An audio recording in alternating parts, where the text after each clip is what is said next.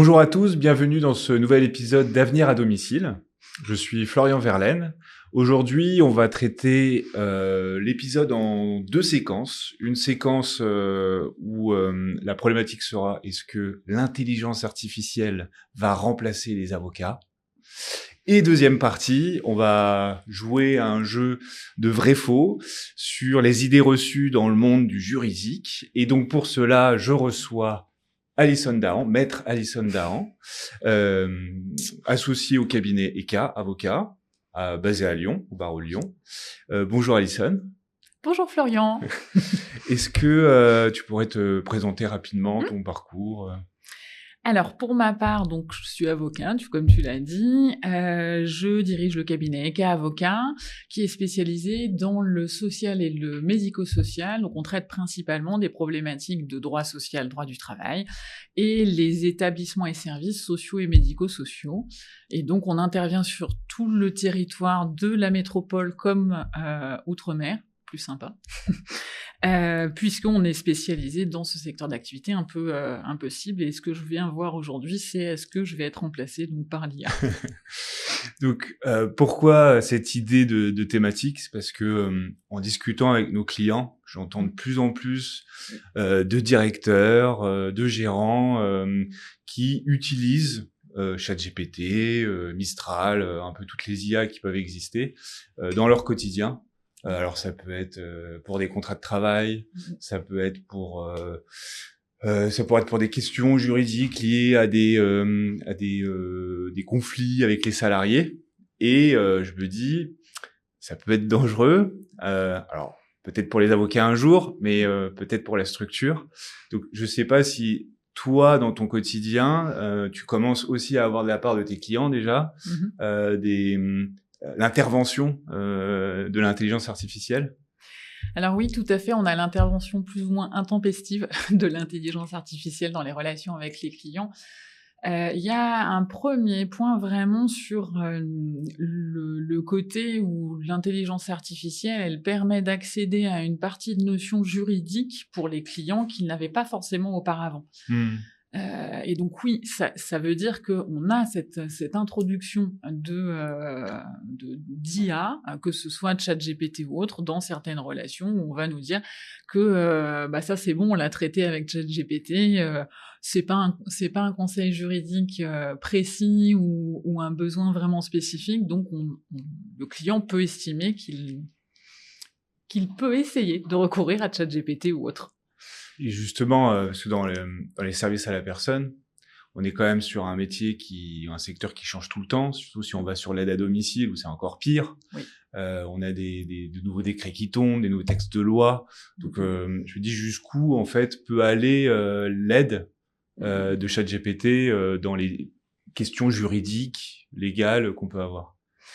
Si on prend vraiment des questions par rapport au secteur d'activité, la problématique, comme tu le soulèves très bien, c'est que on est sur un secteur très technique avec énormément de réglementation. C'est de la réglementation qui évolue beaucoup à cause ou parce que les situations évoluent et les prises en charge, par exemple, de l'âge, etc., changent, comme on a le virage domiciliaire notamment qui induit beaucoup de modifications, mais ça veut dire qu'il faut que l'IA arrive à comprendre toutes les règles qui existent, tout l'empilement juridique qui existe, et ensuite qu'elle soit capable de le mobiliser de manière intelligente.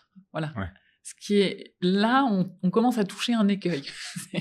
C'est la difficulté pour elle de savoir ce qui est important et ce qui ne l'est pas, de hiérarchiser ce qui est important et ce qui ne l'est pas, et ensuite de mobiliser la bonne connaissance au bon moment. Et tout ça, c'est quelque chose souvent qui va être trop technique pour le donner à une IA, en fait. Ouais. Donc elle n'est pas si intelligente que ça, et elle va avoir du mal à prioriser ou à choisir ce qui est vrai du faux, ce qui donne un peu les hallucinations. Et ça me fait penser à une anecdote aux États-Unis où il y a carrément un avocat, donc un confrère, qui a préparé un procès avec ChatGPT. Oui, tout à fait. C'est arrivé donc à plusieurs reprises. Alors, on a plusieurs exemples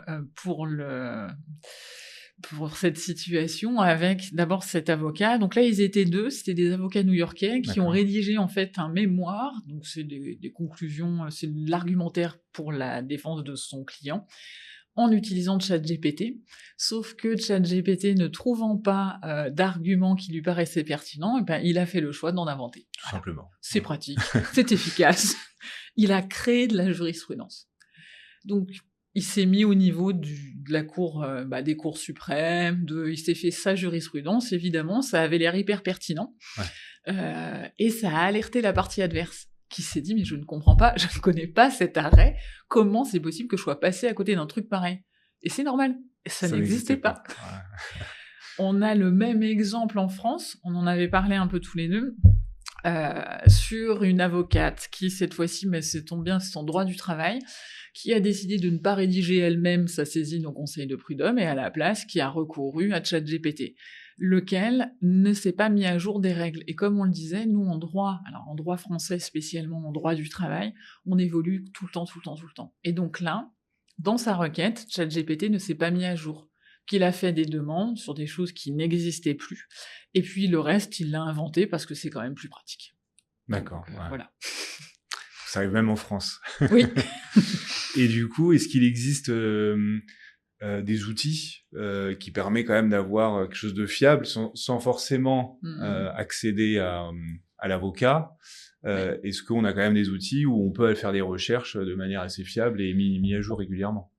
Alors, je pense oui, il faut le voir vraiment comme un assistant ChatGPT. Il remplace pas des professions, c'est pas possible, mais d'ailleurs pas que l'avocat. Il remplace pas non plus les médecins, il remplace pas non plus un conseil. Je pense au conseil en termes de. On a vu beaucoup aussi d'éléments sur la santé, les questions qui peuvent être posées. Qui fait ça? Je ne sais pas, mais poser des questions à ChatGPT sur son avis sur une situation médicale, il va donner un avis, c'est ça qui est très dangereux, alors qu'il n'a pas la compétence. Le problème, souvent, c'est ça. En revanche, c'est quand même une bonne aide. Il faut pas voir tout noir, il faut se dire, on ne peut pas le prendre pour un professionnel de quelque domaine que ce soit. En revanche, on peut le prendre pour l'assistant d'un professionnel. Et ça, c'est plutôt pas mal. Ça permet, comme tu disais tout à l'heure, pour le chef d'entreprise, le dirigeant ou le service interne qui a besoin de confirmer une information, mais qui n'a pas envie de faire appel à l'avocat ou au juriste pour des raisons diverses et variées, cette situation-là, elle peut être utilisée et elle est intéressante. Par exemple, je romps la période d'essai d'un contrat de travail, je sais qu'il y a une période de délai de prévenance, mais je voudrais vérifier, ça en interne souvent on l'a mentionné dans les contrats, je voudrais vérifier que je suis bien dans la bonne situation. À la limite, je peux poser la question à ChatGPT. Par contre, attention, vous lui posez la question une fois, et puis ensuite il faut modifier la question. Le tips, c'est de lui poser la même question de manière différente à plusieurs reprises. D'accord, pour qu'on ait à la fin la même réponse. Voilà. C'est l'objectif. Ouais. L'objectif, c'est qu'il n'y ait pas d'hallucination. C'est possible. Ouais. L'hallucination, c'est donc quand l'IA ment, mais elle vous dit pas qu'elle ment. Ça, c'est rigolo. Elle invente et puis ensuite, elle soutient qu'elle avait raison. Comme un mauvais collaborateur. Voilà. Et ensuite, c'est de vérifier qu'elle est allée chercher la bonne règle juridique.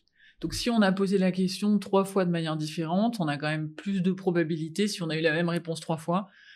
Mais il faut quand même vérifier la source. Voilà, on est d'accord. C'est pas pour rien, enfin on fait du droit. C'est vraiment le point principal pour moi, c'est celui-là, c'est qu'on est sur des... Si on vient chercher quand on cherche du juridique, on vient chercher de l'exactitude. Donc on peut pas se permettre d'avoir une réponse où on se dit je croise les doigts pour que le délai de prévenance de la période d'essai soit bon, c'est pas possible. De toute façon, nous c'est blanc ou noir, il est bon ou il est pas bon. Donc pour obtenir que ChatGPT vous donne la bonne réponse, il faut lui poser plusieurs fois la question, ou tout autre IA en fait. Et le deuxième temps, c'est, comme tu viens de le préciser, c'est surtout de lui demander sa source. Et de ne pas laisser l'IA dire « c'est bon, j'ai vérifié la source », parce que c'est ce qu'elle fait. Faut pas la croire. Non, faut jamais croire l'IA. Et parce que justement, sur des questions un peu juridiques, on va avoir aussi des personnes qui vont charger du contenu, Oui. des contrats de travail, des informations peut-être un peu confidentielles, sur des licences pas forcément payantes, donc moins sécurisées. Et ça peut faire une faille de sécurité. Alors, c'est même pas moins sécurisé, c'est pas sécurisé. Où va les données? Eh ben, elles vont chez ChatGPT. Voilà. Lequel s'enrichit des données qu'on lui donne. C'est d'une part, en termes d'infos, effectivement, et de confidentialité, c'est inacceptable, que ce soit dans n'importe quelle profession. Enfin, moi, je ne conçois pas les clients qui peuvent dire, bah, moi, j'ai chargé des contrats, on en parlait tout à l'heure, et ça permet d'alimenter l'IA et ensuite qu'elle ait une réponse plus pertinente. Alors, ça permet d'alimenter l'IA du monde entier, déjà. C'est ça qui est intéressant. Et ensuite, ça alimente l'IA, mais ça veut dire qu'en fait, on vient de divulguer toutes ces données qu'on ne récupérera jamais parce qu'on ne peut plus les... Enfin, maintenant, elles sont dans le commun, donc...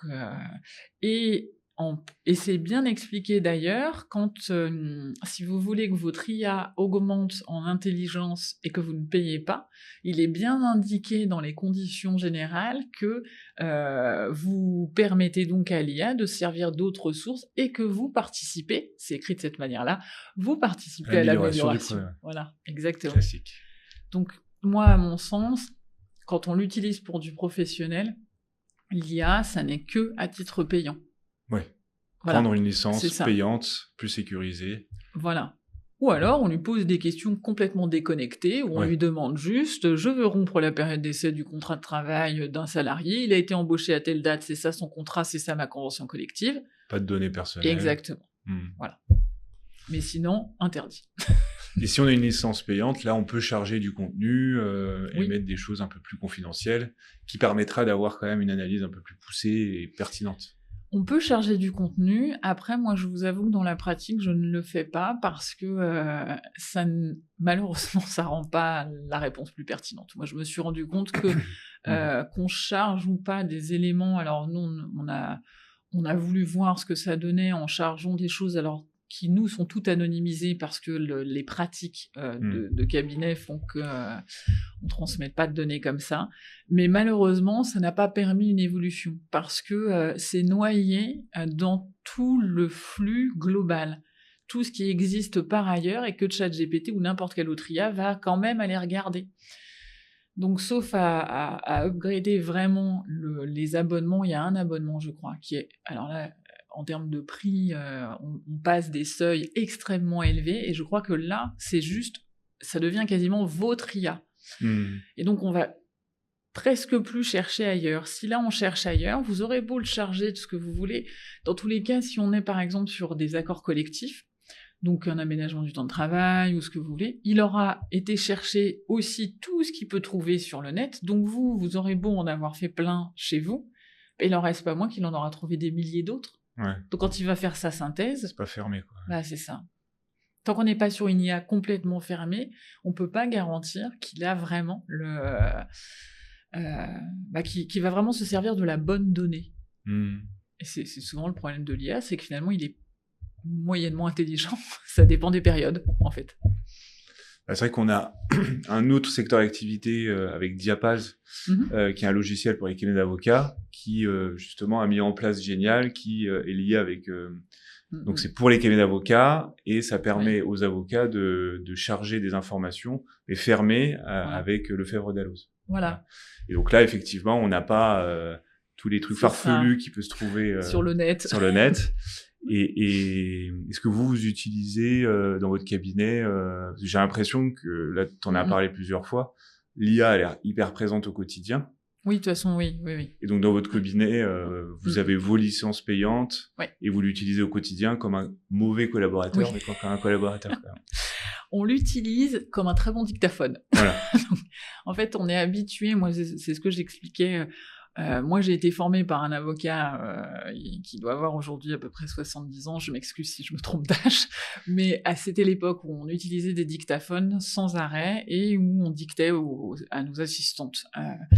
L'avantage là de l'IA, c'est d'en faire soit un excellent dictaphone, soit une assistante très restreinte, mais qui permet de gagner du temps sur des choses où nous n'apportons aucune plus-value. Pour moi, l'IA, ça sert à ça. Ça sert à ne pas facturer aux clients des temps de travail complètement inutiles. Le fait de dicter, d'avoir l'assistante qui tape, le parapheur, tous ces éléments, en fait, toutes ces étapes, on les enlève. Si j'ai déjà ma réponse, je sais ce que je veux dire, je peux le dicter facilement. Avant, j'avais plusieurs étapes et donc j'y passais beaucoup plus de temps. Donc nous, l'IA, elle nous sert à ça. Elle nous sert à vérifier, par exemple, on décide de faire des recherches juridiques sur un sujet et puis ensuite de travailler sur une nouvelle clause.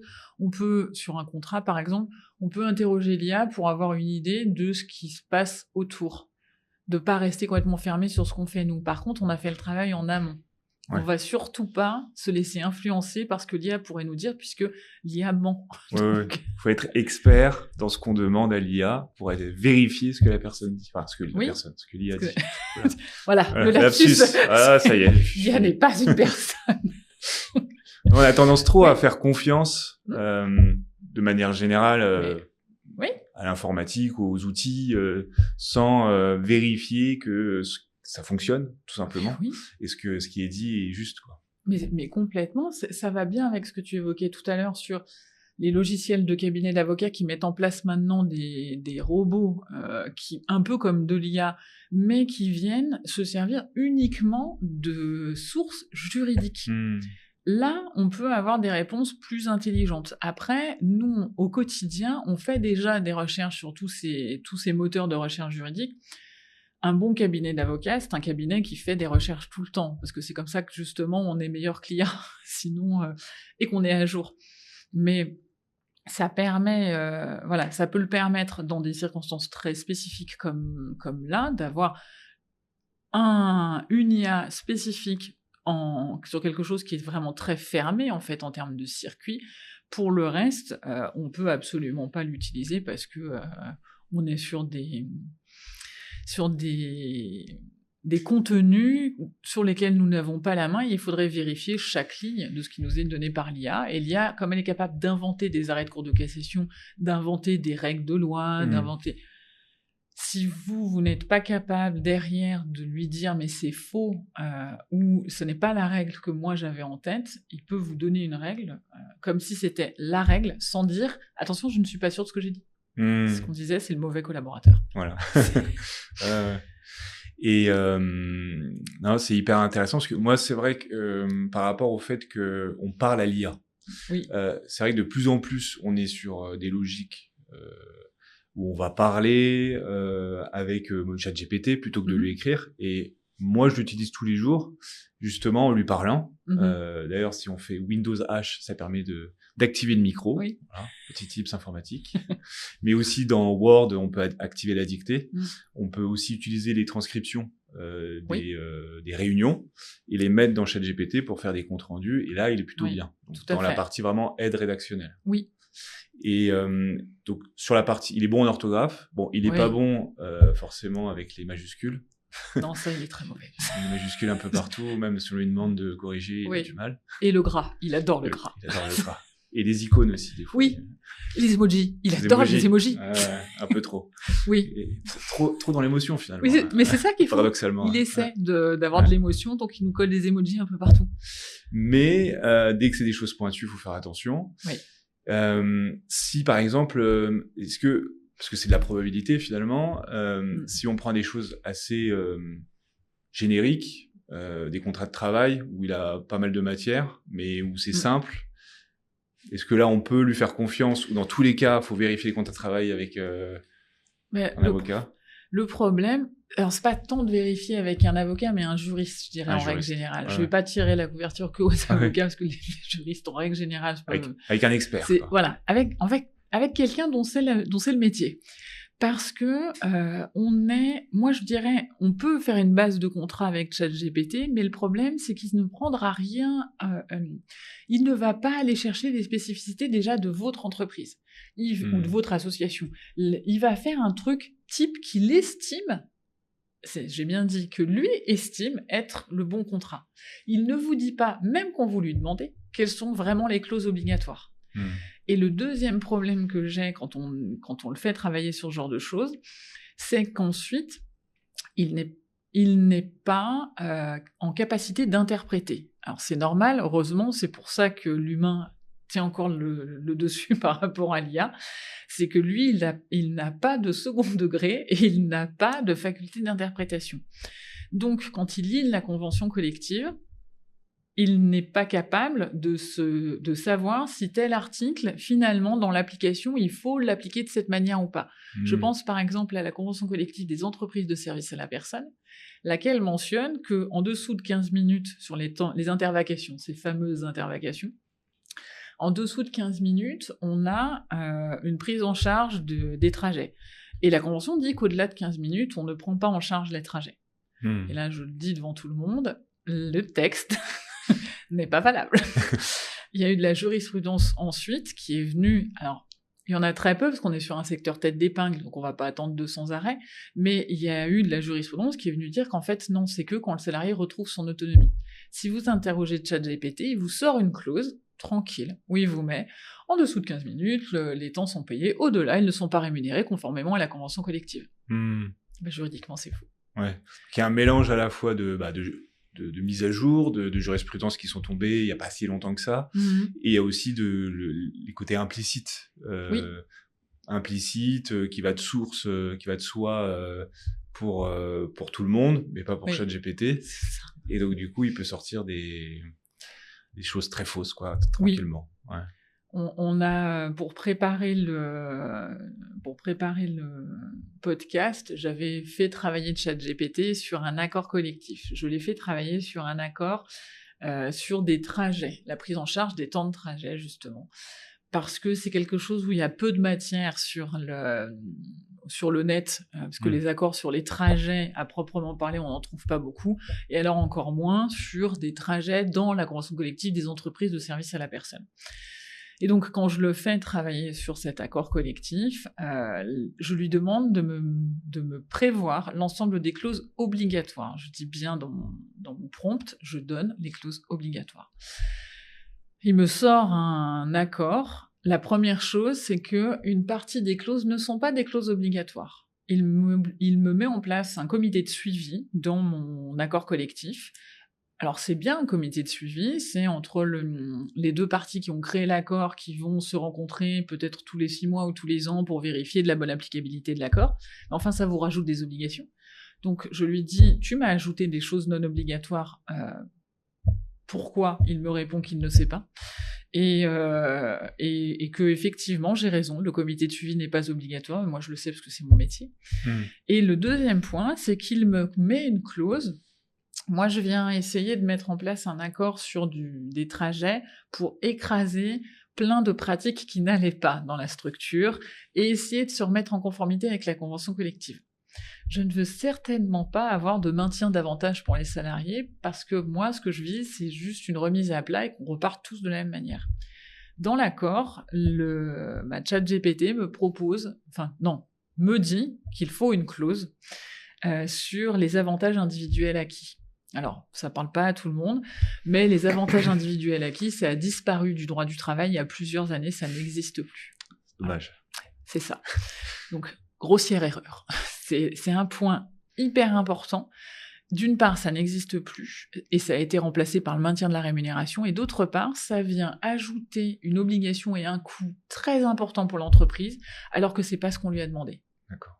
Donc si on avait utilisé ChatGPT pour l'accord, on aurait eu un accord avec des avantages individuels acquis, un coût énorme, un comité de suivi alors qu'on n'en voulait pas. Et donc là, on se rend compte que c'est trop gros pour lui. Ouais.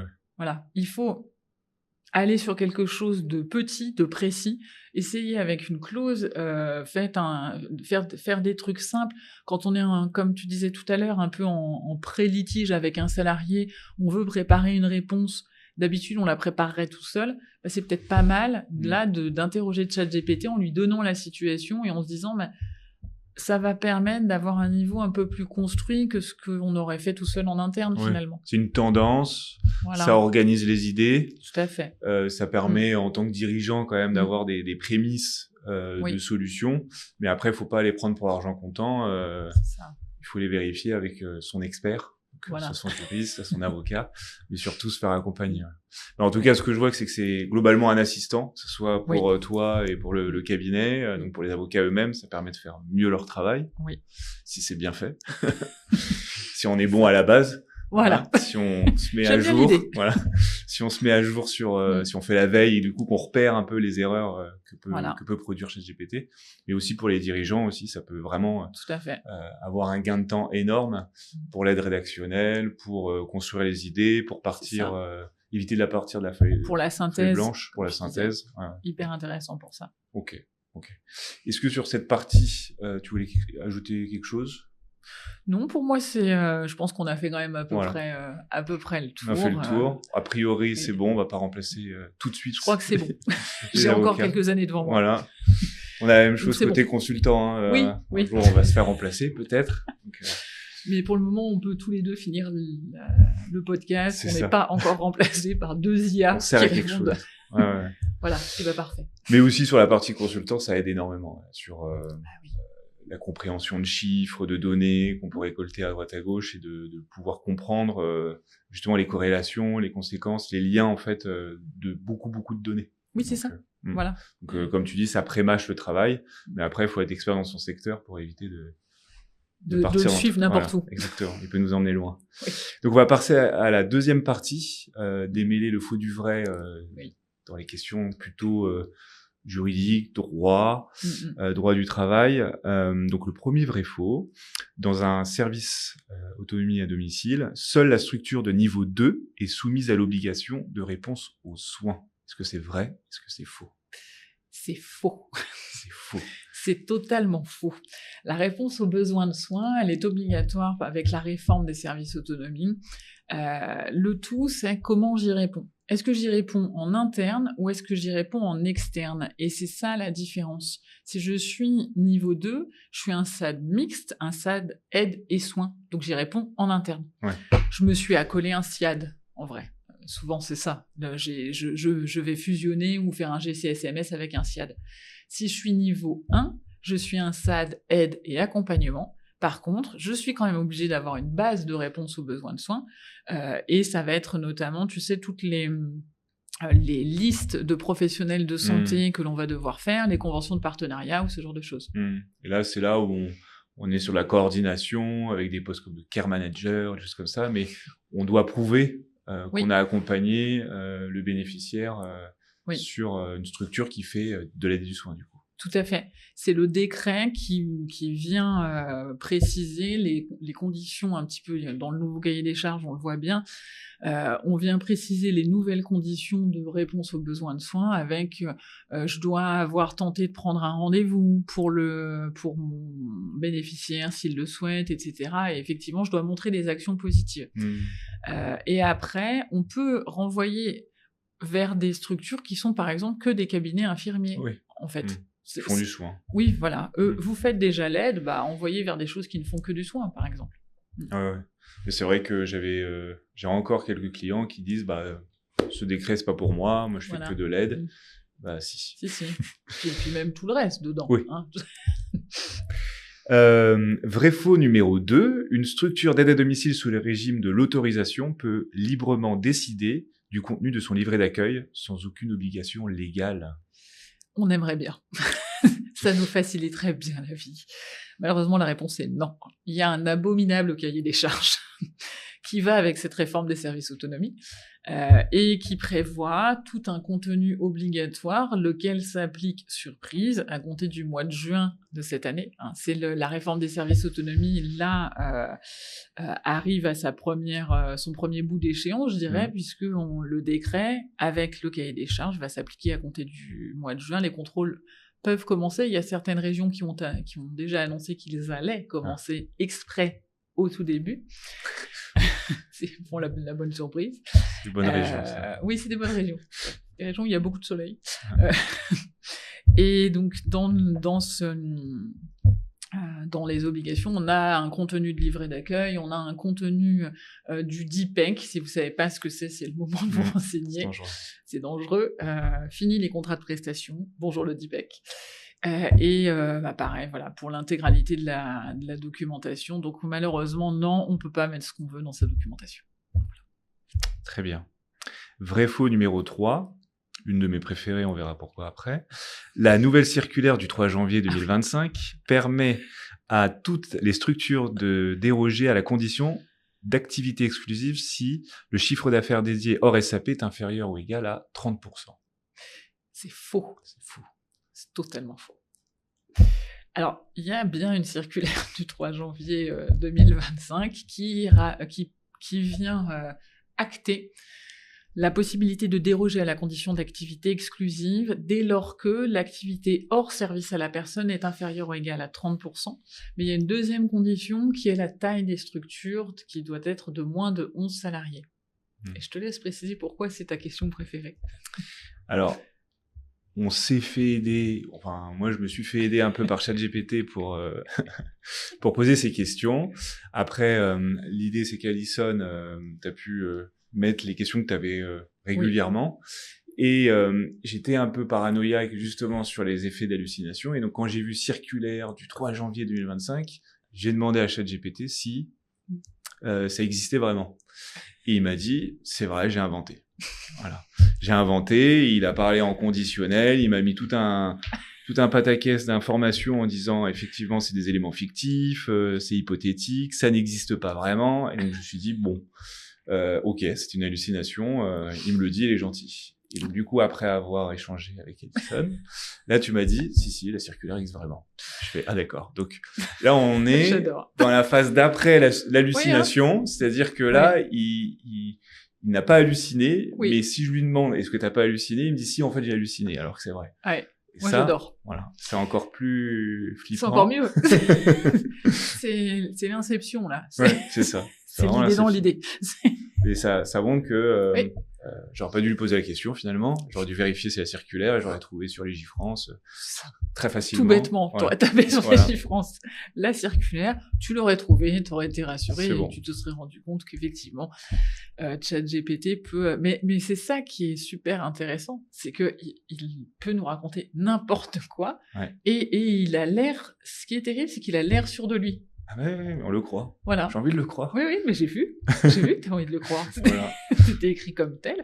J'ai dû te donner le lien pour que tu ailles sur Légifrance. Exactement. J'ai demandé à mon experte. Voilà, l'intérêt de l'expert. Voilà. Sinon, tu aurais pensé que la circulaire n'existait pas. Moi, j'aime beaucoup ça. Ouais. Vrai-faux numéro 4, un salarié à temps partiel peut bénéficier de tickets restaurant, même s'il ne travaille que quelques heures par jour. Alors ça, c'est vrai. C'est une question qui revient très souvent, et alors souvent, elle revient surtout pendant les contrôles URSSAF.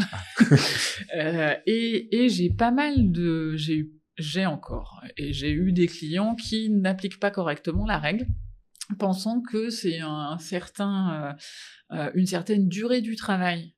Ils se reconnaîtront. Beaucoup de structures pensent qu'on peut donner des tickets restaurants au bout d'un certain volume horaire. En fait, la règle, et qui est celle qui est appliquée par l'URSSAF, donc notamment pour les exonérations de cotisations sociales, la règle c'est il faut que la pause méridienne soit comprise dans l'horaire de travail. Et dans ce cas-là, même si on travaille que 3 heures dans la journée, si c'est compris dans cet horaire, on a le droit au titre restaurant. Alors qu'à l'inverse, le salarié qui ferait 8h midi tous les jours, il n'a pas de titre restaurant. Voilà. D'accord. Vrai-faux numéro 5, il est possible de reporter la visite médicale d'embauche à la fin de la période d'essai afin de s'assurer que le contrat est bien confirmé. Ça, c'est une légende urbaine. La réponse, c'est non, non et non. Interdit. La visite d'information et prévention, elle se fait dans les 3 premiers mois de l'embauche. On peut être dans le cadre de la période d'essai ou à la fin de la période d'essai. Par exemple, dans la branche de l'aide à domicile, souvent la période d'essai est finie puisqu'elle est courte.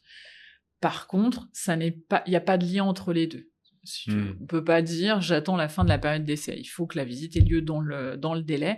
Et si elle n'a pas lieu dans le délai, il y a un vrai risque pour la structure parce que s'il y avait un accident du travail, on n'aurait pas respecté l'obligation de sécurité. Vrai-faux numéro 6. Les heures d'astreinte effectuées par un intervenant à domicile ne sont pas considérées comme du temps de travail effectif. Alors, c'est vrai et un peu faux. C'est vrai parce que la période d'astreinte, elle est sujette à contrepartie financière. Par exemple, la convention collective des entreprises de SAP prévoit 2h30 par 24 heures de mémoire. Et en revanche, tous les temps d'intervention sont des temps payés. Et c'est ça qui revient souvent comme question au cabinet, et souvent ça vient plutôt dans un litige et pas en amont. On a un salarié qui va aller demander des rappels de salaire et d'heures supplémentaires, par exemple, ou complémentaires, parce ça a permis d'aller au-delà. Et en fait, effectivement, les temps d'intervention, eux, sont du temps de travail effectif. Le reste, ça n'en est pas, c'est une contrepartie. Très bien.